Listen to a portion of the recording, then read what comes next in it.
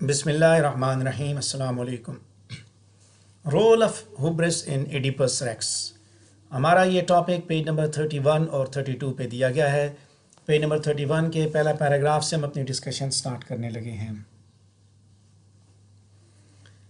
ہوبرس دراصل کردار کی ایک ایسی کوالٹی کو کہا جاتا ہے جو کہ دراصل ایکسیسو پرائڈ یا انفلیٹڈ کانفیڈنس پہ بیس کرتی ہے، اور یہ ایکسیسو پرائڈ یا انفلیٹڈ کانفیڈنس دراصل پروٹیگنسٹ کو اس حد تک لے جاتا ہے کہ وہ ڈیوائن وارننگ کو بھی ڈس ریگارڈ کر دیتا ہے، یا وہ کسی بھی امپورٹنٹ مورل لا کو بھی وائلیٹ کرنا شروع کر دیتا ہے. یعنی اپنے آپ پہ اس کو اتنا مان ہوتا ہے، اپنی خوبیوں پہ، اپنے کانفیڈنس پہ، اپنے نالج پہ اتنا مان ہوتا ہے کہ وہ ڈیوائن وارننگز بھی نگلیکٹ کر جاتا ہے، وہ امپورٹنٹ مورل لاز بھی وائلیٹ کر جاتا ہے. ہوبرس ایک لٹریری ڈیوائس کے طور پہ ٹریجڈیز کے اندر استعمال کیا گیا، جس کے ذریعے ٹریجڈی رائٹرز جو ہے ٹریجک ہیرو کو اندر ٹریجک فلا یا امارشا کو ڈپکٹ کرتے ہیں.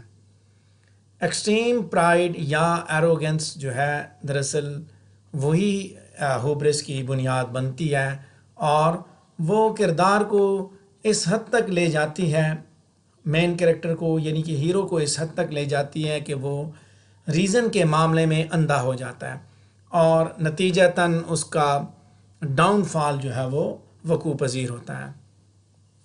ارسطاٹل نے اپنی کتاب ریٹورک کے اندر ہوبرس کو ڈیفائن کرتے ہوئے لکھا کہ یہ دس از اے فارم آف سلائٹ. دوسرے الفاظ میں اینشنٹ گریک جو ہے ان کے نزدیک ہوبرس جو ہے وہ دراصل کسی بھی کردار کے ایکشن کے اندر موجود ہوتا ہے، اور ایسا ایکشن جو کہ اسے شرمندگی کا سامنا کروائے، یعنی کہ اس سے کوئی ایسی حرکت ہو جو کہ شرمناک ہو. ارسطاٹل اس چیز پہ بلیو کرتا ہے کہ اس کریکٹر ٹریٹ کا جو سورس ہے وہ دراصل ڈس رسپیکٹ یا انسولنس ہے. دوسروں کی جانب ڈس رسپیکٹ یا انسولنس کی وجہ سے ہی یہ ٹریٹ پیدا ہوتا ہے. خاص طور پہ دیوتاؤں کی جانب جب کسی کردار کے اندر ڈس رسپیکٹ یا انسولنس ہوتی ہے تو وہ دراصل ہوبرس کو پیدا کرنے کی وجہ بنتی ہے. بہت سے کردار جو کہ گریک ٹریجڈیز کا ایسا ہیں وہ ان کے اندر ہوبرس کو ڈیمانسٹریٹ کیا گیا، جس کی وجہ سے سنجیدہ نوعیت کے کانسیکوینسز سامنے دیکھنے کو ملے، اور الٹیمیٹلی ان کا ڈاؤن فال بھی ہوا. ایڈیپس بھی انہی کرداروں میں سے ایک ہے جو کہ ہوبرس کا شکار ہوا. ایڈیپس ریکس کے اندر بہت سے ایسے ایویڈنسز ہیں جن کی بیس پہ ہم یہ کہہ سکتے ہیں کہ ایڈیپس کو اگر فال کا سامنا کرنا پڑا تو اس کے پیچھے اس کا ایکسیسو اور انریزنیبل پرائڈ بھی موجود تھا، جس نے اس کو یہاں تک پہنچایا.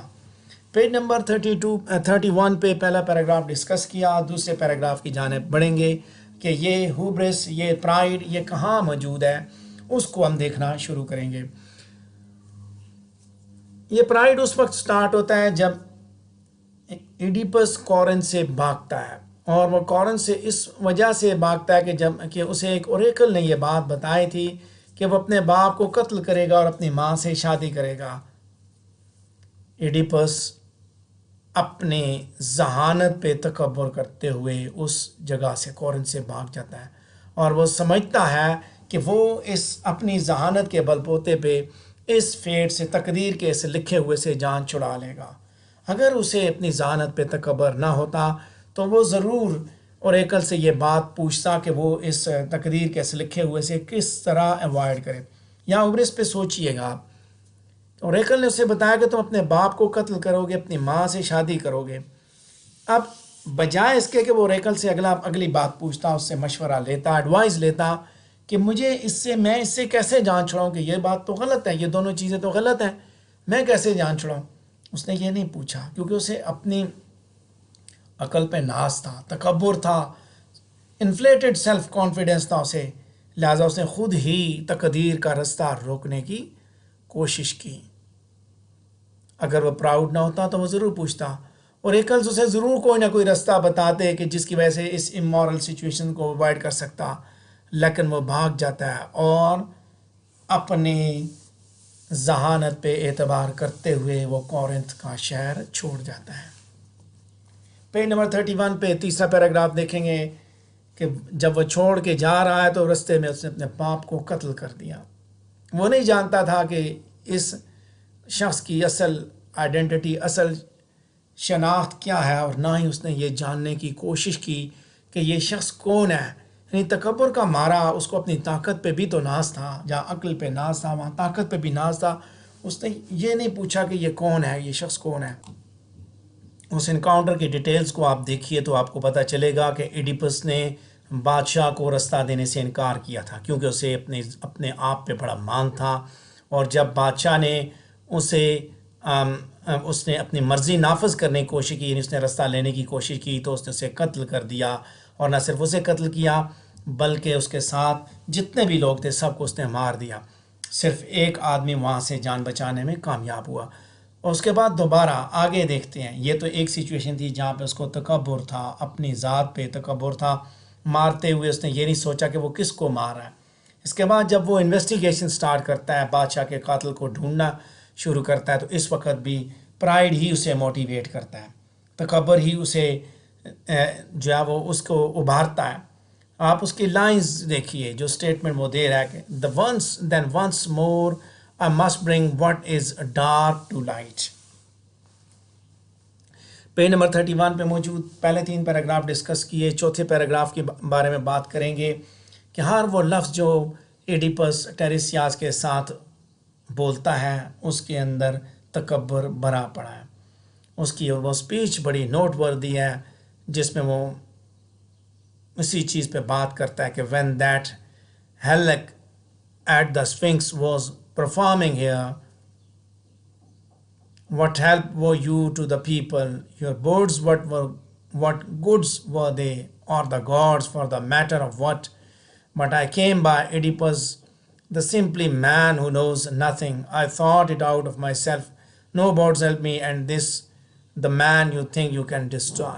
یہاں پہ اسے بتاتا ہے کہ تم کدھر تھے اس وقت جب سفنکس نے اس خطے کو اپنی لپیٹ میں لیا ہوا تھا۔ نہ تم تھے، نہ تمہارے پرندے تھے، تمہارے بتانے والے پرندے تھے، نہ کوئی دیوتا تھا، میں نے آ کے ان کو بچایا۔ یہاں پھر تکبر ہے، اس کو تکبر تھا کہ میں نے بچایا، میں نے سب کچھ کیا، میرے پاس نالج تھا، علم تھا میرے پاس۔ پیج نمبر 31 پہ 4 پیراگراف ڈسکس کر چکا ہوں، 5 پیراگراف کی جانب بڑھیں گے کہ وہ یہ سمجھتا ہے کہ وہ پہیلیوں کا سوال بھی ڈھونڈ سکتا ہے، لہٰذا وہ اس چیز پہ بڑا کریزڈ ہے، ہی از کریزڈ، ٹھیک ہے، بڑا کریزڈ ہے وہ اس چیز پہ کہ وہ لیاس کے قاتل کو بے نقاب کرے گا، اور یہ اس کا پرائیڈ ہی ہے جو اسے اس چیز پہ مجبور کرتا ہے کہ وہ کریان کے اوپر یہ الزام لگائے کہ وہ اس کے خلاف سازش کر رہا ہے، اور یہ پرائیڈ اسے ہر طرح کی کنسیڈریشن سے اندھا کر دیتا ہے، اسے کچھ نہیں نظر آتا، اسے کریان اپنا دشمن نظر آتا ہے، اور وہ ایون کہ وہ اس بلائنڈ سوت سیر کو بھی معاف نہیں کرتا، ٹیریسیاس کو، اور اسے بھی بغاوت کا مورد الزام ٹھہراتا ہے، اور وہ ساتھ ساتھ ایون کہ وہ اس چیز پہ بھی نہیں سوچتا کہ وہ یہی کہتا ہے کہ یہ دونوں ایک ساتھ ہیں، یہ دونوں مل کے اس کی حکومت کے لیے، اس کی سلطنت کے لیے سازش کر رہے ہیں۔ اسے اس چیز پہ بھی مان تھا، اسے جہاں سے اپنی طاقت پہ مان تھا، وہاں سے اپنی انٹیلیجنس پہ مان تھا، وہ یہ سمجھتا تھا کہ وہ ٹھیک کر رہا ہے، جبکہ بات ایسی نہیں تھی۔ 5 پیراگراف ڈسکس کر چکا ہوں، پیج نمبر 31 پہ 6 پیراگراف کی بات کریں گے کہ جب ایڈیپس کو پولیبس کی موت کے بارے میں علم ہوتا ہے تو وہ اوور جائڈ ہو جاتا ہے، بہت خوش ہوتا ہے، خوشی سے آپے سے باہر ہو جاتا ہے۔ آپ یہاں پہ اسپیچ دیکھیں، Why should a man respect the Pythian heart, or give heed to the birds that jangle above his head? They prophesy that I should kill Polybus, kill my own father. He packed the oracle off with him underground. They are empty words. کہ میں کیسے ماروں گا، وہ باتیں ساری ختم ہو چکی، غلط ہو چکی ہیں۔ پیج نمبر 31 پہ سیکنڈ لاسٹ پیراگراف کو دیکھیں، ساری کی ساری ڈیٹیلز یہ ڈیلیوٹ کرتی ہیں ریڈر کے لیے کہ ایڈیپس جو ہے اسے اپنے پرائڈ کی وجہ سے سزا ملی، کیونکہ وہ اپنے ٹیلنٹس پہ بہت زیادہ مان کرتا تھا۔ یہ بات بھی سچ ہے گریک کے اندر، گریک تھاٹ کے اندر، کہ دیوتاؤں کی جانب کسی قسم کی ڈس رسپیکٹ اور بلیسفیمی جو ہے وہ ایک بہت بڑا گناہ ہے، اور ایک ایسا گناہ ہے یعنی کہ جو لوگ یہ گناہ وہ لوگ کرتے ہیں جو گناہوں سے نہیں بچ سکتے، یعنی انتہائی گناہ گار لوگ جو ہے بلاسفیمی کا مرتکب ہوتے ہیں۔ لیکن ایڈیپس کے کیس میں یہ چیزیں اتنی سادہ نہیں ہیں، ہمیں یہ بات ذہن میں رکھنی ہوگی کہ ڈراماٹسٹ یہ کچھ اور چیزیں بھی دکھانا چاہے، some thing more involved in it. لہٰذا اس سے پہلے کہ ہم ایڈیپس کے فال کے بارے میں ڈیسائیڈ کریں، ہمیں اور بھی بہت سی چیزوں کو ذہن میں رکھنا ہوگا۔ پیج نمبر 31 پہ لاسٹ پیراگراف کو دیکھیں گے کہ ہمیں اپنے مائنڈ میں اس بات کو کلیئر رکھنا ہے کہ ایڈیپس جو ہے اسے اپنے باپ کو قتل کرنا تھا، اپنی ماں سے شادی کرنی تھی۔ ایڈیپس اپنے تکبر کی وجہ سے فال کا شکار نہیں ہوتا کہ اس نے اپنے باپ کو قتل کیا، اپنی ماں سے شادی کی، اس کی وجہ اس کا فال صرف اس کے پرائڈ نہیں تھی، بلکہ ایڈیپس کا فال جو ہے اس کی وجہ ایک یہ بھی ہے کہ اس نے اپنے باپ کو قتل کیا، اپنی ماں سے شادی کی۔ اس میں کوئی شک نہیں ہے کہ یہ دونوں گناہ وہ بغیر کسی نالج کے یعنی کہ انجانے میں کرتا ہے، لیکن جیسے ہی اسے اپنے گناہ کے بارے میں علم ہوتا ہے تو وہ اپنے آپ کو اندھا کر دیتا ہے۔ ان ساری باتوں کا پرائڈ کے ساتھ تعلق کچھ بھی نہیں ہے۔ وہ ڈسگریس یا ہیومیلیشن میں آ کے اپنے آپ کو اندھا نہیں کرتا، بلکہ وہ اپنے آپ کو اس بات پہ سزا دیتا ہے کہ وہ ڈفرینس کیوں نہ دیکھ سکا، اسے کیوں نہیں پتہ چل سکا یہ اس کا باپ ہے، کیوں نہیں پتہ چل سکا کہ یہ اس کی ماں ہے۔ بات یہ کہ ڈراماٹس یہ دکھانا چاہتا ہے کہ انسان کے پاس لٹل فریڈم ہے، تھوڑی سی آزادی ہے کہ وہ اس میں فیصلہ کریں what he likes and he is fated to get what is written in his fate. Despite this, he tries to fight all forces that annihilate his significance. اس کے پاس تھوڑی سی ہی چوائس موجود ہوتی ہے، فیٹ اور فری ول کے معاملے میں اس کے پاس تھوڑی سی ہی چوائس موجود ہوتی ہے۔ فری ول تھی، وہ بادشاہ سے اجازت وہ اسے اوریکل سے پوچھتا، فری ول تھی، اس سے مشورہ لیتا، فری ول تھی تو تب اس نے اس کو مارا، لیکن تقدیر میں لکھا ہوا تھا اس لیے مارا۔ دونوں ایکول پروپورشنز کے ساتھ چلتے ہیں۔ پیج نمبر 32 پہ پہنچ چکا ہوں، یہ بات آگے لے کے جا رہے ہیں کہ ڈرامے کے اختتام پہ رائٹر جو ہے یہ سجیسٹ کرتا ہے کہ انسان جو ہے وہ اس طرح نہیں ہے کہ جس طرح کھیلتے ہوئے بچوں کے لیے تتلیاں ہوتی ہیں، بلکہ وہ ہر اس چیز کا ذمہ دار ہے جو اس کے اوپر پیش آتی ہے۔ پیج نمبر 32 پہ آخری پیراگراف، ایک ہی پیراگراف ہے۔ ان شارٹ ہم یہ کہہ سکتے ہیں کہ ایڈیپس اس وجہ سے فال کرتا ہے کیونکہ he was doomed to fall even before his birth. اس کے پرائڈ کا اس کے فال سے کوئی تعلق نہیں ہے، اس کے پرائڈ نے دراصل اس کے فال کو مزید حسن کیا، لیکن یہ پرائڈ ہی ہے دراصل جو کہ اسے ایک ریئل ٹریجک ہیرو بناتا ہے۔ یعنی کوئی نہ کوئی اس کے اندر خامی تو ہونی تھی، وہ خامی دکھا دی گئی۔ تقدیر میں لکھا تھا باپ کو مارے گا، تقدیر میں لکھا تھا ماں سے شادی کرے گا، اور یہ دونوں چیزیں اس سے ہوئیں۔ خامی دکھا کے انہوں نے اس کو سوفوکلس نے اس کو ٹریجک ہیرو بنایا۔ ریڈر جو ہے وہ ٹیمپریری ڈسسیٹسفیکشن دیکھتا ہے ایڈیپس کے معاملے میں، اس کے پرائڈ کی وجہ سے، لیکن یہ پرائڈ ہی ہے جو کہ اسے قابل بناتا ہے کہ وہ زندگی کے سب سے عظیم سچ کے بارے میں جانکاری حاصل کر لیتا ہے۔ پرائڈ تھا تبھی یہاں تک پہنچا، وہ سچ بھی اس نے پا لیا، اور جب وہ سچ پا لیتا ہے تو وہ اپنے آپ کو ایڈیکویٹلی پنش کرتا ہے۔